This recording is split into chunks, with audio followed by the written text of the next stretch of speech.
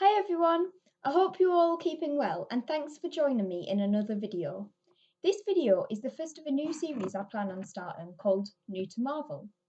As you might have guessed from the title, this series is aimed at those of you who may have seen a few of the Marvel movies and really enjoyed them, or those of you who have recently got Disney Plus and seen loads of Marvel movies on there but maybe don't know where to start. But whatever the reason, Marvel has great content for us all, and I hope this series will make it easier for you all to follow. In today's video, I'm going to be briefly running through what the MCU actually is and the best watch order for the films, in my opinion.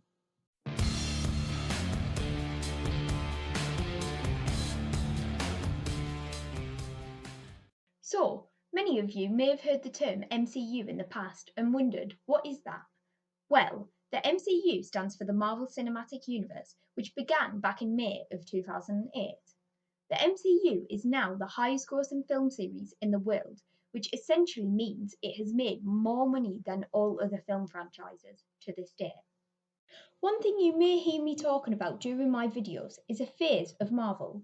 By a phase, I mean a collection of Marvel movies which often consist of around 6 to 11 movies. On most occasions, the phases begin with solo outings for our heroes and build up to larger team movies to finish off the phase. The main reason Marvel works in phases is to efficiently plan for future movies years in advance. Additionally, all of the MCU films connect with one another, so planning a full phase of movies allows the head of Marvel Studios, Kevin Feige, to build up certain teams and villains.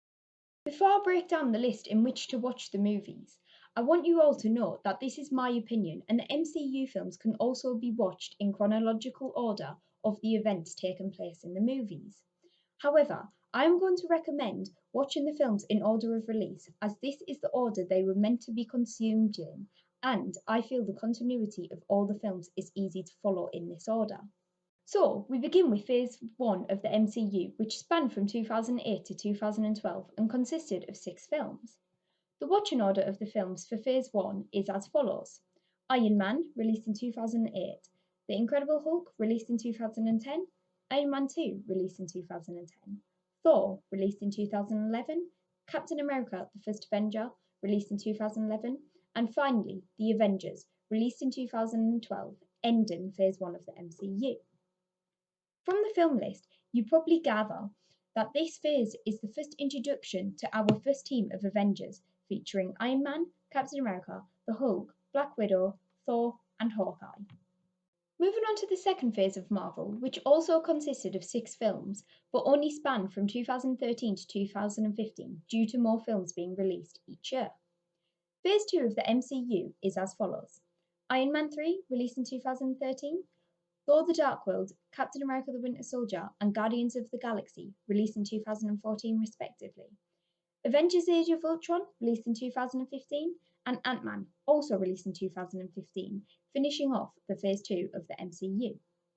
Unlike Phase 1 of the MCU, Phase 2 made a slight change and ended the phase with a smaller, lesser known character in Ant-Man, rather than ending on a larger scale Avengers: Age of Ultron film. Phase 2 continues to develop the characters we had already seen in Phase 1, whilst introducing a range of new characters for the future and altering the Avengers team. Finally, we have Phase 3 of the MCU and the ultimate conclusion of the first 10 years of the Marvel Cinematic Universe.